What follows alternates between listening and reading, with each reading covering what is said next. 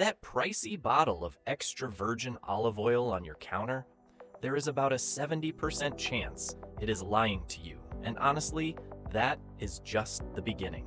What you are about to find out might completely change the way you look at everything in your kitchen.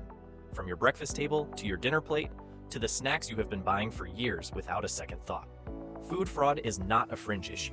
It is systemic, widespread, and a surprising amount of it is entirely legal.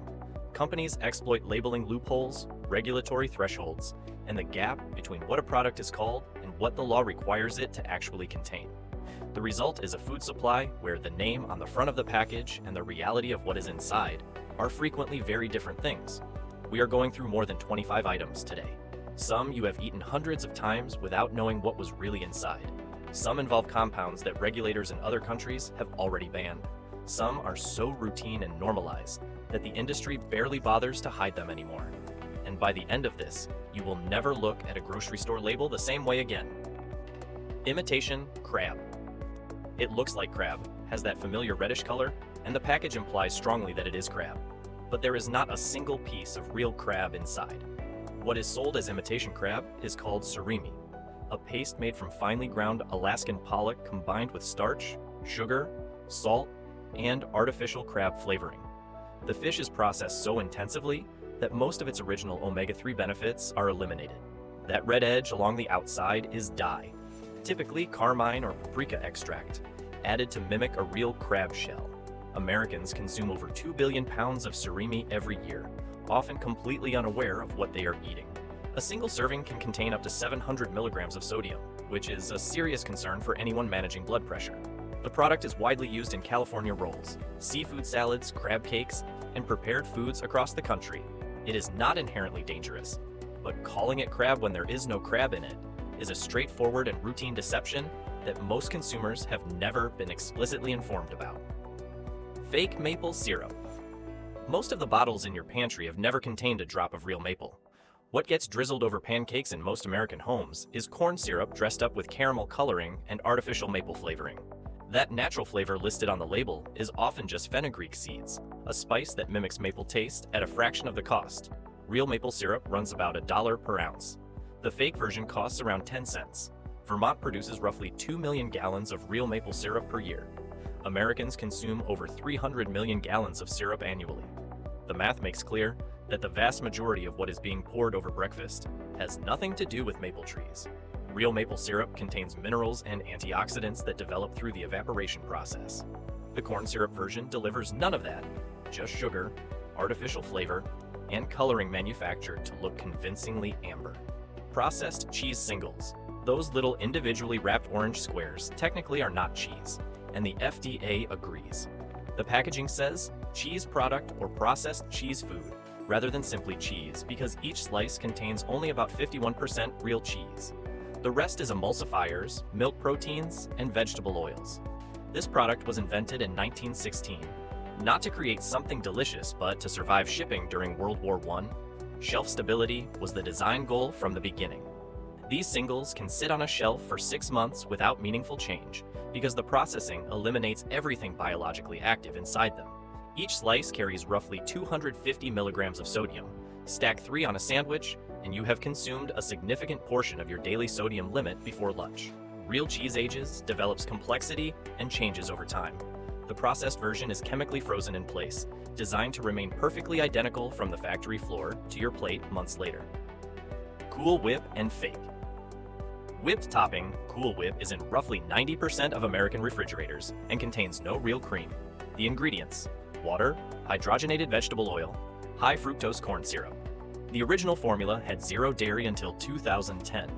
Decades of widespread use with no cream at all. Those hydrogenated oils are why it maintains its shape for weeks, while real whipped cream collapses within hours after preparation. That instability in real cream is evidence it is genuinely what it claims to be. The stabilizers used in fake whipped toppings include compounds found in industrial applications. Real whipped cream requires heavy cream, sugar, and about 90 seconds. Most people have simply never been given a specific reason to compare what they are actually consuming between the two versions, or shown an ingredient list from both side by side. Fake wasabi. About 99% of American restaurants serve imitation wasabi. Authentic wasabi root costs between $75 and $150 per pound and grows only in specific Japanese mountain streams, where conditions must be precisely right. Freshly grated real wasabi loses its flavor within 15 minutes of preparation. Impossible to serve consistently at restaurant pace. What gets served instead is horseradish, mustard powder, cornstarch, and spirulina for the green color.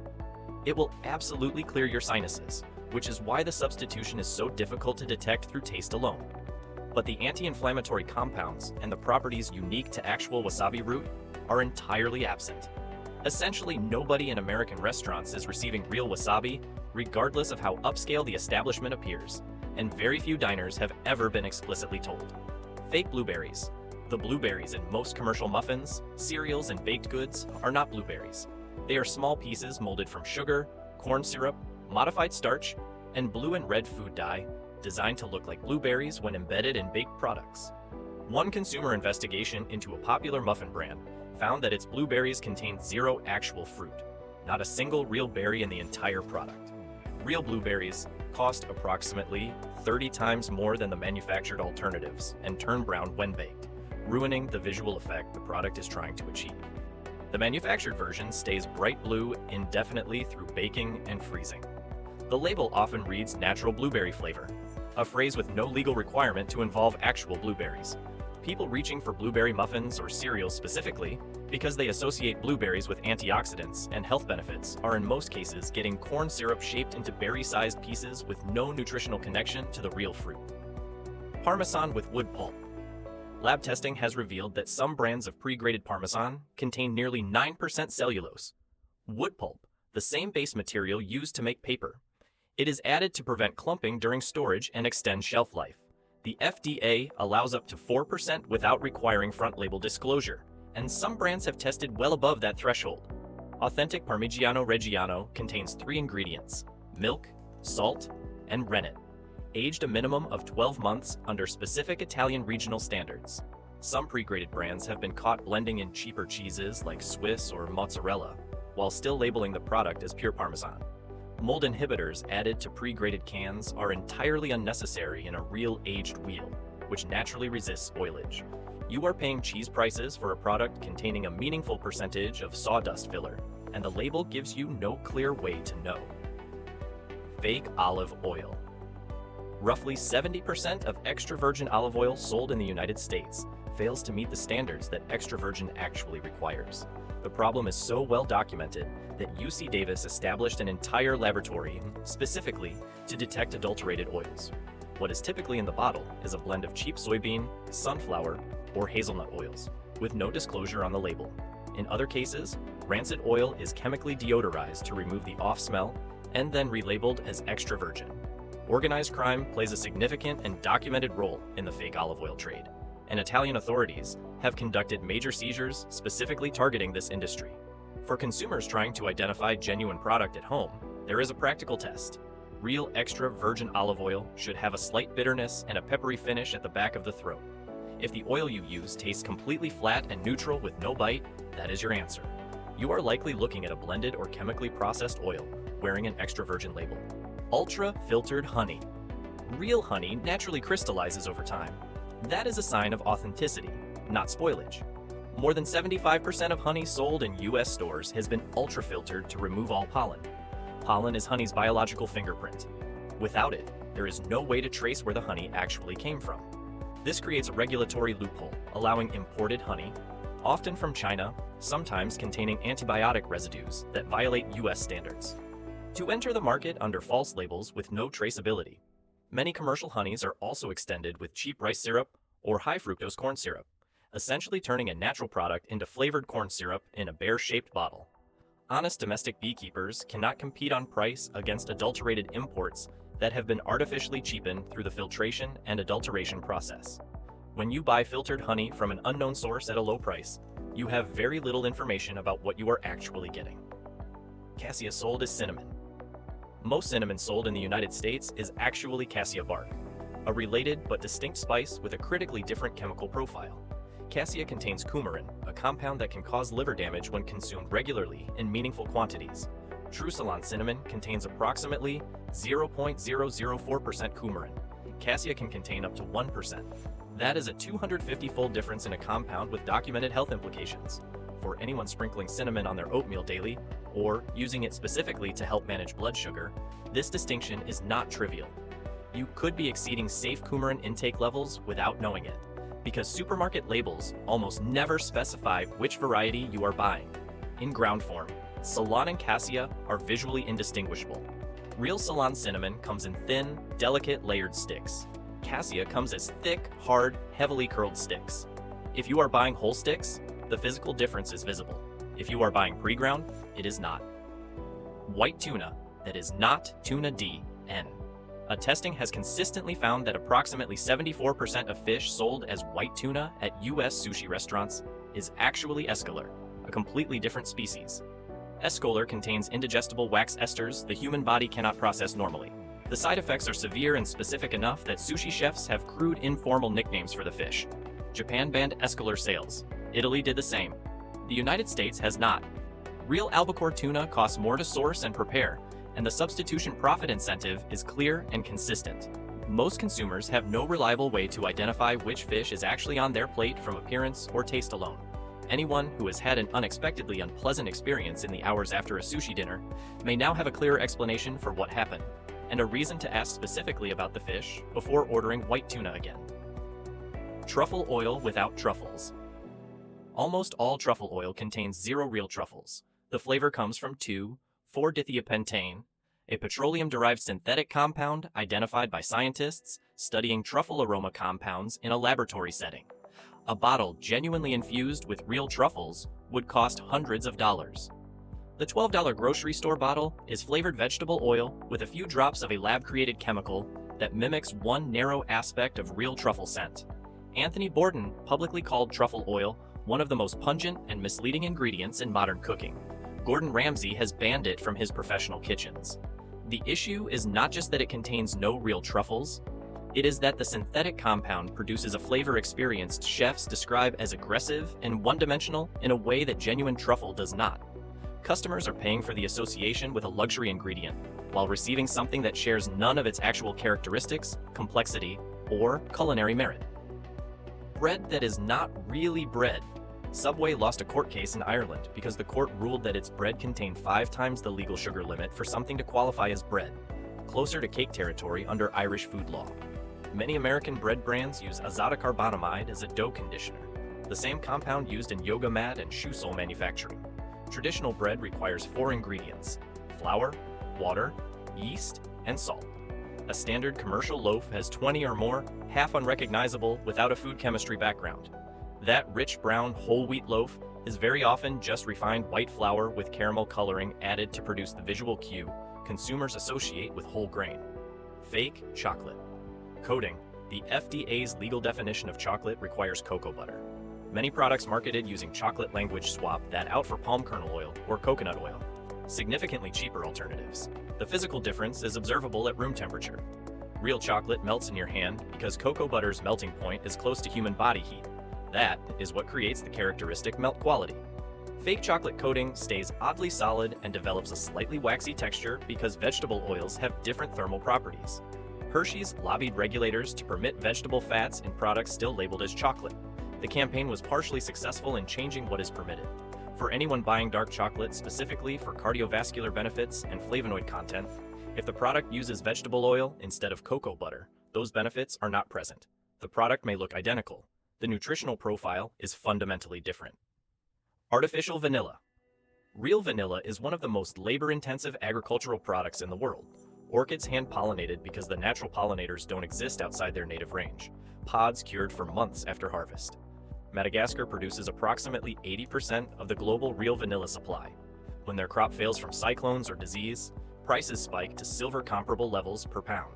The economics of using genuine vanilla in mass-produced food products are essentially impossible.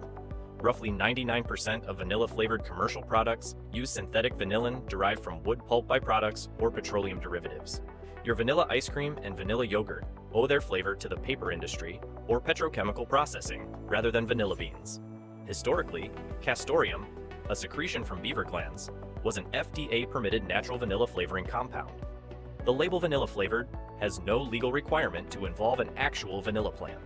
The word natural in this context is doing significant work that most consumers are not aware they should question. Instant mashed potatoes. Drum drying at around 300 degrees Fahrenheit destroys vitamin C and most heat-sensitive nutrients in potatoes, leaving primarily starch. That starch is then combined with sodium phosphate, mono and diglycerides, and preservatives that would never enter a homemade preparation. A single serving can contain around 400 milligrams of sodium, compared to 0 in fresh homemade mash. The smooth, creamy texture comes from gums and emulsifiers simulating what real fats and proper preparation would naturally create. Instant mashed potatoes are ubiquitous in nursing homes and assisted living facilities because of their shelf stability and ease at scale.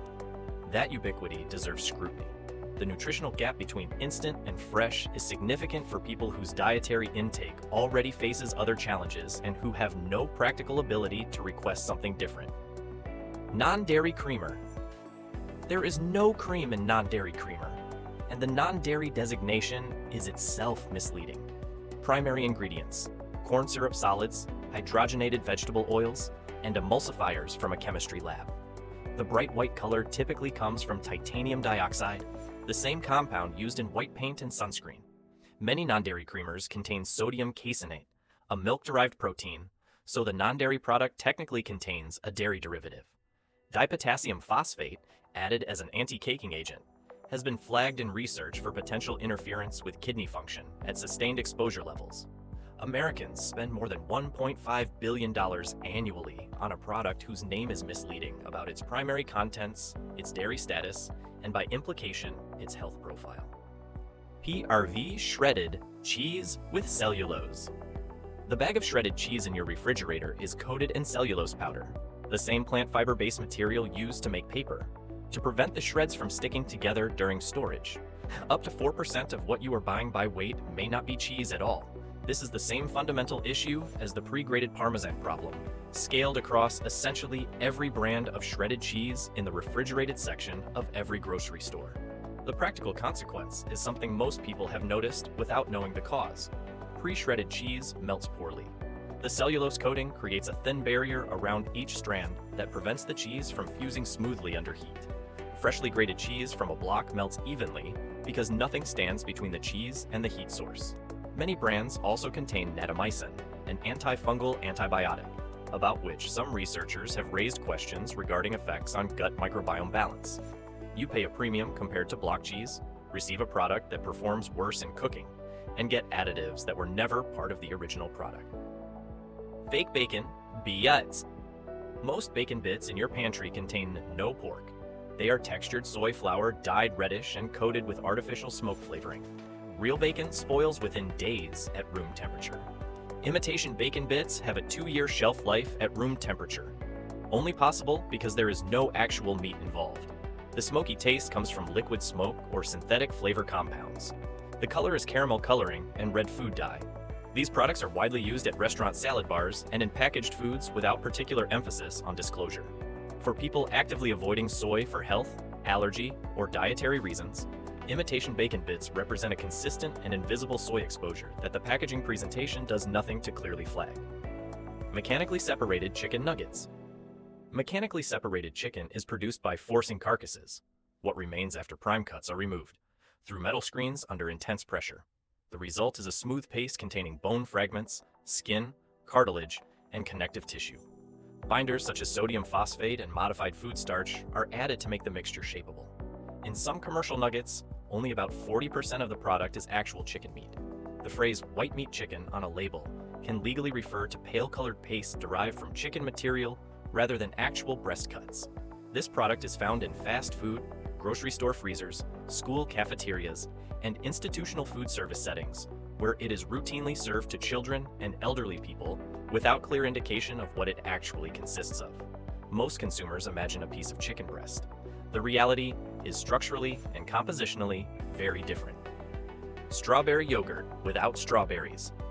The pink color in strawberry yogurt typically comes from carmine, a dye made from crushed cochineal beetles, disclosed on labels as carmine or natural red color. Most consumers have never connected that term to its actual source. The strawberry flavor is frequently produced using synthetic compounds engineered to imitate strawberry without requiring the fruit itself. Fruit on the bottom layers typically contain corn syrup as the dominant ingredient, with actual strawberries at 3 to 4% of total weight. Yogurt is marketed heavily for probiotic and digestive health benefits. Many commercial flavored yogurts contain more added sugar and artificial additives than beneficial bacterial cultures. The gap between the health association the product creates and what it actually delivers is substantial. And the people most likely to be misled are the ones specifically reaching for it as a health food. Fake guacamole. Some commercial guacamole products contain less than 2% actual avocado. The container is primarily vegetable oils, modified food starch, and green coloring. One major brand was sued after consumers discovered it was largely skim milk and coconut oil with minimal avocado. Real avocado browns within hours of being cut and mashed. When a container of guacamole stays bright green for weeks in your refrigerator, that is a direct signal that avocado is not the primary ingredient. People buying guacamole for its monounsaturated fat content and cardiovascular benefits are in many cases getting cheap vegetable oil instead. Cola coloring and 4-MMI. The dark brown color of cola comes from caramel coloring produced by heating sugar with ammonia under high pressure, a process that generates 4-methylimidazole, known as 4-MEI. California requires cancer warning labels on products with significant 4-MEI content. Americans consume an estimated 13 micrograms of this compound daily through processed foods and beverages without any awareness. The most striking detail about this compound: caramel coloring adds zero flavor, none at all. It is purely cosmetic, added because consumers expect cola to look dark brown, and research shows the same beverage in a different color is rated less favorably. Billions of products worldwide use caramel coloring for appearance alone, generating an enormous industry built entirely on meeting a visual expectation rather than delivering any taste or nutritional function. Fruit juice. Cocktails. Products labeled fruit juice cocktail or fruit drink can legally contain as little as 10% real juice. The remaining 90% is typically water, high fructose corn syrup, and citric acid. Cranberry juice cocktail typically contains only about 27% actual cranberry juice. The rest is sweetened water. A single glass can contain as much sugar as a candy bar while sitting comfortably in the healthy beverages section. Made with real fruit juice is technically truthful, even when juice represents only a small fraction of the total product. The front of the label is marketing. The ingredient list is where the actual reality is recorded. The phrase fruit drink or juice cocktail versus juice is the only reliable signal, and most consumers have never been specifically told what that distinction legally means. Once you know it, the healthy beverages aisle looks very different. Margarine and fake butter spreads. Margarine was created as a cheap butter substitute, originally made from beef tallow for Napoleon's armies. When the formulation shifted to hydrogenated vegetable oils, major health organizations recommended it over butter for decades. Then the research on trans fats arrived. The hydrogenated oils in margarine were found to be worse for cardiovascular health than the butter they replaced. The recommendation was quietly reversed after decades of the opposite advice. Contemporary spreads carry labels like made with real butter or made with olive oil, but those components typically appear near the bottom of the ingredient list, present in amounts too small to represent the primary flavor or nutrition source. Without coloring, margarine is naturally a pale, grayish off-white. Beta-carotene is added to produce the yellow consumers associate with butter. In many spreads, water is the first listed ingredient, meaning you are paying butter-adjacent prices for a product whose primary component is water blended with processed vegetable oils. Painted on grill. Marks the grill. Marks on many frozen burgers and packaged deli items are painted on using caramel coloring or edible ink, either sprayed onto the surface or applied using heated branding plates before freezing. Grilling every unit during mass production would be prohibitively expensive and impractical at scale. Real grill marks are the visible evidence of the Maillard reaction, the specific chemical process that generates the complex flavor compounds in genuinely grilled food. Painted marks produce no corresponding flavor development whatsoever. They are purely theatrical. The FDA does not require any disclosure of this practice.